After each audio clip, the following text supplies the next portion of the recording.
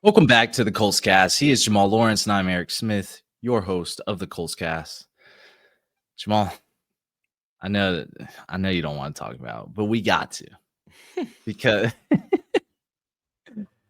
it's the biggest debate going into training camp and into week one, heading into a crucial third season. Anthony Richardson faces an uphill battle with quarterback competition against Daniel Jones. I mean, he does. We've talked about it briefly in other episodes, but it's time to dedicate a full-fledged episode to it. However, Jamal, we got to have some fun with it, right? Why not? Why not? One of us is going to argue a case for Anthony Richardson, while the other is going to argue a case for Daniel Jones. That way, both players will get a fair chance in this debate. Jamal, I'm going to flip a coin, and you tell me who you want to argue for, plus which side you're choosing. If it lands on your chosen side, of course, you get that player. If not, good game. Wow. Okay. No. Heads or tails player. Let's go heads. Okay. And who do I have more faith in today? And by more faith, I mean in myself of arguing faith in. I'll take Richardson. You'll take Richardson? Yeah, I'll take Richardson. Heads, Richardson. All right, let's get it. All right. I'm gonna show it. Ooh, that look like tails. Can you see that? Tails, it is. Oh man. Yeah. Let's fucking go. Dude was waiting on this. He didn't tell y'all. I don't know if y'all ever seen a Dark Knight, but he's using a double-sided coin. That's definitely tails. I mean, it's a dirty penny, but nah. It landed on because it didn't land on heads. No, I believe it. I believe that. You're a hater though. I think they said after they print these last set of pennies, they're not printing anymore, man. So you better hold on to that thing. They may be worth some money one day. That's what I've heard. Yeah. But hey guys, go ahead and hit that subscribe button, that like button. Drop a comment below who you want to be QB1 during week one. Jamal. So you got Daniel Jones, I got Anthony Richardson. Who we starting with? Let's start with Richardson. Go ahead. Take it to the top. Take it from the top. I'm gonna tell you why Daniel Jones not built for it, bro. Tell you why. Let me ask Colts Nation a real question. How many of y'all gonna have a Daniel Jones jersey when it? How many of y'all buying a Daniel Jones Nike Royal game jersey right now? What about yourself, Jamal? No, I don't need one. I got enough Colts jerseys, and right now at this point, every Colts jersey I have is a player that's been shaky. We have my Jonathan Taylor, who everybody's afraid he wasn't going to get re-signed. Got Andrew Luck as soon as he retired. Richardson right now is on the brink of not starting anymore. So I'm done buying jerseys, dog. I'm gonna be a spectator. Yeah, y'all better be. But I mean, you're not going to buy a Jones jersey. That's what I was trying to get to. Why should Anthony Richardson be the QB1, you asked, Jamal? I know you're a big Daniel Jones fan this episode. Well, I'm going to break it down to you. Colts invested significant draft capital and time into him. We've already – and y'all already ready to throw in the towel for him. Why is that? After 15 starts. Hey. Because people were saying he's going into his third rookie season. How many rookie seasons do you get? Hey, injury woes, man. How many rookie seasons do you get? He's still projected the youngest QB in the league, right behind Drake May. Second youngest starting QB. Sorry. So you're going to give up on a 22-year-old who hasn't had a fully healthy offseason yet? Hey.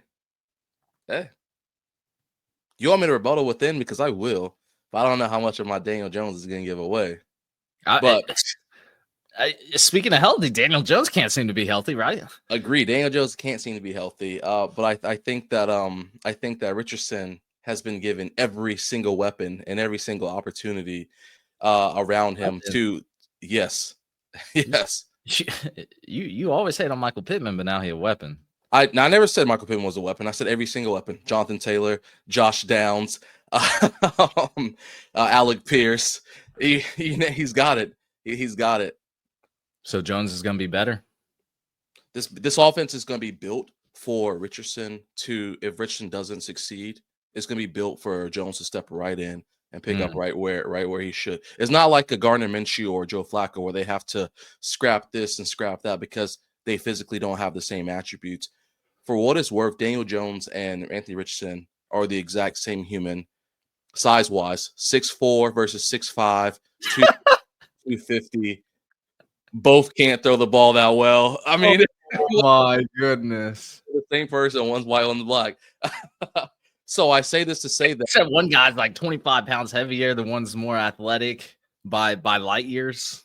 what I'm saying is that if Richardson decides that he doesn't want to play football this year, bar injury or something else happening, they're not going to change much for Jones to get in there and start to sling that rock. Yeah. Jones is going to be hurt, though. I mean, he might get hurt on the bench. He's only played in 16 games in the last 2 seasons. I mean, that's right around where Richardson's played at, last 2 seasons, right? Yeah. Multiple neck injuries, torn ACL. But Richardson's injury prone. Richardson might get tired, so Jones maybe to pop back right in there. He's not tired anymore. He said He's he not? locked in. He has a rocket arm, top 5 cannon in the NFL. Like, he can make throws that your favorite quarterback cannot, which is obviously Daniel Jones. That's an innate ability, Jamal. Tight window throws. He can drill that thing past the defender with tight velocity.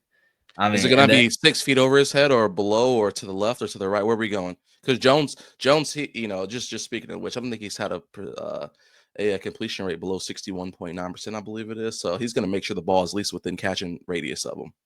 That's true. Yeah, he's got a little better completion percentage. Yeah. But it'd be like that sometimes, Richardson's got to work on those mechanics, got to work on the footwork, which he has with Chris Hess at this offseason.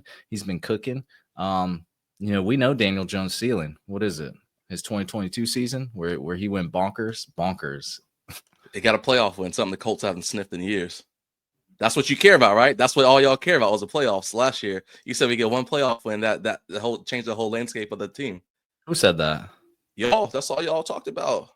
Who is y'all? You and company, man. We can get to the playoffs. We can just get this one dub in the playoffs, man. We'll be straight. Everybody never said that exact phrase. You must be Richardson. Okay, listeners, please remind him. You must love Daniel Jones. So you're saying he's a better rusher than Anthony Richardson? I will admit I've seen Daniel Jones run 80 yards and get hit by a sniper. Grass Fairy took him out. I do remember that. We can't deny that. Richardson is a better runner when it comes to that. I'll give him that. Because I think Daniel Jones, he rushed for 700 plus yards in his 2022 year. Other than that, I mean, he hasn't done anything spectacular on the ground. So he did that once. Just because his O-line couldn't do anything for him, so he had to just jump around in circles and just throw the ball wherever he could at any time, typically to his first read, because he didn't really have the help to make sure he his O-line was trash? Yeah.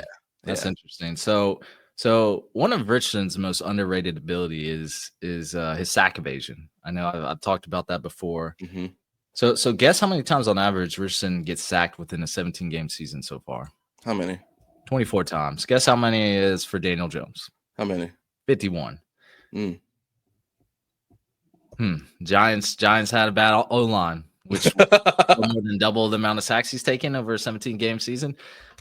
Man, because when I look deeper into the underlying stats, I look at the percent of times where they were pressured per drop back is virtually the same. I think Daniel Jones had a 2% higher pressure per drop back. That doesn't equate to over double the amount of sacks, right, Jamal? Okay. So sack evasion. Richardson has the ability to turn a negative play into a positive one. Daniel Jones has the ability to turn a positive play into a negative play. Well, let me ask you this. So this is based off of, you said 2024, is that right? Or no, just career? Oh, yeah. Well, Daniel Jones has 10,000 more snaps because Richardson hasn't been on the field. He has to actually be on the field, so this is a skewed sample. Richardson probably has, 170 snaps in his career. Versus I did it over an average. You extrapolate it to 17 games over the games he's played in, so which is basically 17 games. And then so one season? I mean, it'd be like that sometimes. You've seen it for yourself, whether you're at the stadium, Jamal, or you're watching it at home. You've seen what Richardson can do in the pocket when there is pressure. He threw off the tackle. One time. Yes, he did that one time. Yeah, he did that one time. He must have been drunk all the other times. He's done that more than once, whether it's an end, a cornerback, a linebacker, he's thrown off a defender. He shed them all. I expect that. Daniel Jones ain't doing that. I expect Daniel Jones to shake off a cornerback. He's not shaking off a cornerback. I He's expect not him. shaking anybody. He's not shaking bacon nobody. We'll see it this year when he has a great offensive line in front of him. Imagine a design run with Daniel Jones going up the middle versus Richardson. I like it. I'm fine with You it. like it? I'm fine with it. Yeah. It's like Richardson's like a battering ram every single play. Daniel Jones, I can't say the same. I don't know. Richardson, last year, once he finally decided to learn how to take a hit instead of being hit, yes. But we all remember his first couple of hits he took in the NFL, where you're this gigantic person and you got smoked, and it caused injuries for him. So yes, did he step up a little bit last year and do a better job of absorbing hits? Yes, but I think Jones has the ability to absorb just as many hits as Richardson does, and do the same thing, be a little bowling ball in there if he needs to. Bro, it's trash, bro. I'm gonna take the guy that's 25 pounds heavier that can do it. Most athletic quarterback in combine history. Daniel Jones also has a losing record as a starter, 24, 44, and 1. Anthony Richardson has a winning record. He's 8-7. I think if I played for the New York Giants, I'd probably have a losing record too. I think that if Richardson was on the Giants, he'd probably be here right here as well. Are you sure about that? I'm positive about that. I'm positive. Again, I think that I think where the most fun comes in for both of these quarterbacks is both of them are at the end of their road for what it's worth for their respective career right now. Jones doesn't want to be a backup anymore. He sees those Darnolds. He sees the Genos out there who's having this resurgence. And he said, I could have stayed in Minnesota where they weren't going to let me play, but I'm going to come to Indy where I'm about to take the round. I'm about to take the crown straight off of Richardson's head, put it on top of mine, and be the starter. Meanwhile, Richardson's fighting for his life right now because he's at the end of that rookie contract. And he knows there's no safety nets around here. There's no real competition going on. There's not real Nah. So Joe, you're right, because Joe Flacco, that wasn't real competition. Gardner Minshew wasn't real competition, and Daniel Jones is a real competition. Yet Richardson still figured out a way to not be able to play. It's like WWE. Yeah. Well, let's hope for Richardson's sake in his career, and to not be playing in the UFL that he that it's been staged for them to win the Super Bowl this year, because I got a tough feeling for a lot of fans, man. It's not the way you want to think about it, but Jones literally has an opportunity to come in here and bring competition. And when I say bring competition, I mean win the starting job, because I've said it before. I said it's Richardson's job to lose, but it's simple. It's simple. This is Daniel Jones' job to take, no question. Daniel Jones is going to come in here. He's already been in the building. I know you see him hitting them throws. People are still, why are they showing Daniel Jones video? Because Daniel Jones is the future of this team for the time being. Daniel Jones has enough speed. He has enough velocity on the ball. He's big enough to absorb it. He can run the RPO. He has the core. He has the receiving core around him. He's going to take Tyler Warren and make him look like God's next best thing this year. An offense that's not even designed for him. Meanwhile, he's not going to go every 3 and out like we've seen in the past Richardson on the field last year. So the defense will actually get an opportunity to rest, and we can move downfield and drive and at least get field goals. Something we weren't able to do with Mr. Richardson at the helm last year. Man, it must have been tough for you to argue that case. I know you was hurting, because if I would have put that going and got Daniel Jones, I would have turned the pod off. Oh man, nah. I mean, you did all right, bro. Hey, same to you, man. It's for real. Like, I'm excited for training camp, but I really think both of these guys, man, it's weird, because in my opinion, I feel like Ballard and Steichen can't afford to let Daniel Jones win from the jump. If they do, you have to know your career is done in Indy. And I'm not talking about Richardson. I'm talking about Steichen and Ballard. They have to know their career is done for them to have to bring in Daniel Jones and let him win, and he wins, and then they're in that situation. They want Richardson to win. They need Richardson to win to ensure their future. But it's going to be really weird. Yeah, it is. If Daniel Jones is announced as starter, the amount of discourse we will see in Colts Nation, good or bad, it's just it's going to be never ending because you're expecting Richardson to start.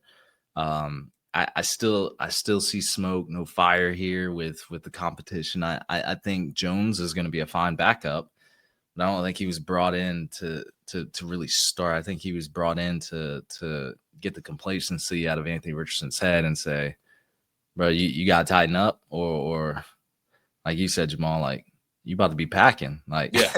it, like you got to lock in, and I think Richardson at some point his demeanor is a little different. He's talking about maturing. He's talking about working on his mechanics.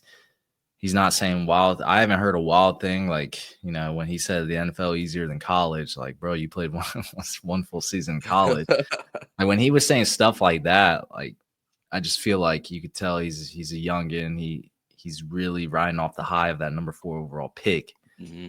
But like he got to the league, it's a different league, bro. So hopefully things will change. It would be an anomaly for him to have a breakout year, like some other rare quarterbacks in this league right now. But I'm betting on it. Yeah, I truly think that, like you said, man, that riding that number 4 pick high has been a problem for him because he has to have that mindset and the vision to see that other quarterbacks, while they are ones having resurgence, these quarterbacks who aren't starting off well, I mean, it's a slippery slope, and no one wants to be a backup. Obviously, that's your main thing of getting to the league is to be the best you can be, but it's just that simple that some of these other quarterbacks who are getting drafted later, they have a little more fire underneath them because they have more to lose. When you're that top pick like that, while on paper and to us and journalists, you have more to lose because you're the number 4 pick. You've got paid. You have you're getting handed a team and all this stuff. So it's like, I'm good. I'm sitting at the top of my throne. Well, now in year 3, he has to realize just exactly as we've been talking about this entire time, is put up or shut up, because there have been a lot of people who've held your hand, and we can't use the age thing for forever. We can't use the injury thing for forever. We can't use the inaccuracies for forever. You've had your hand held, and now it's time for you to make sure, hey, listen, I'm good. I can step up. I know what I need to do. And I think you're 100% right. We said he's been quiet this offseason. He's been just kind of out doing his thing, working with people who are supposed to be helping him and helping him get better. And hopefully he truly is being that first one in the building, last one out the building, or will be that first one in the building, last one out the building. And hopefully this team in a whole has grown, because even like, and I know this isn't about anybody else, but even like I feel like we've seen a little bit of maturity, even with like Zaire, for example. His interviews have been so much more professional, like he's a little more tuned in and locked in. And I know there's a lot that went on at the end of the offseason for them. But if someone like that knows, hey, listen, my back's against the wall too, hopefully these guys are talking to the Richardsons of the locker room saying, hey, listen, it can happen to anybody in this locker room right now. So don't be that person. So hopefully Richardson, he's listening and he's ready to take over this team, because, I mean, it's just been a handout. It's been a freebie to him, and it's literally up to him to get this all taken away. I just don't. There's no other way to put it. Yeah, and I'll say even so, because he signed on a 4-year deal technically, so I would say, if he turns up this season, has a breakout year, you'd be expecting that extension at some point, maybe before the 2026 season. I mean, he's probably going to want it, but if there's any ifs, ands, and buts about Richardson's performance or something they don't like, they might let him ride it out and try to get it done at the end of 2026. But quarterbacks on rookie contracts are so valuable because in 2 to 3 years, Richardson's going to be making if he pans out, he's going to be making 4 or 5 times his normal salary right now. So his cap percentage hit is going to be dramatic on the Colts, and that's going to hemorrhage some other pieces on this team. We're not going to be able to pay out as much, things like that. So, like someone like the Washington Commanders, they have Jaden Daniels, who just missed a beat on the Super Bowl, kind of turn that franchise around. They can build around him for the next 3 years. Just kind of on a free quarterback contract. Now, I'm sure Jaden Daniels is probably going to want an extension at some point in the near future, but like that, it's really awesome. Like the Chicago Bears all say, like Justin Fields. I mean, one of the reasons why they got rid of him is because they can reset the rookie contract clock. bring in Caleb Williams, who's supposed to be more talented, and you can still build around him with your cap savings. So I don't know, man. A lot of moving gears right now. A lot to talk about, and I think Colts fans, Colts content creators are the only ones that are talking about Anthony Richardson very in depth like this, because most analysts and everyone else, they're just either riding him off or it's just wait and see. He's like an enigma right now. Yeah, that's just simply put, that's how it is. And I mean, I don't know. He's a lot of proof across the board for him. I'm excited to see where it goes, but we're not gonna forget about these guys. We're gonna keep on talking about them, and we're gonna wait till the videos come out and get ready for training camp and all this stuff, because August is right around the corner, and I should say July is right around the corner, and we're gonna see, because Richardson, you can't write him off just yet. Just that simple. You can't write him off just yet. You can't. He ain't Will Levis. Can't write him off just yet, bro. Yeah. Like, it's crazy though. But Levis was a second round pick. Anyway, Anthony Richardson versus Daniel Jones. If you got this far, let us know what you thought about the commentary, who made the stronger case. What are your thoughts on this quarterback battle? And we'll see you guys next time. Oh, yeah. That's going to be it for us, everyone. Thank you for listening to the Colts Cast. You guys take care. Take it easy.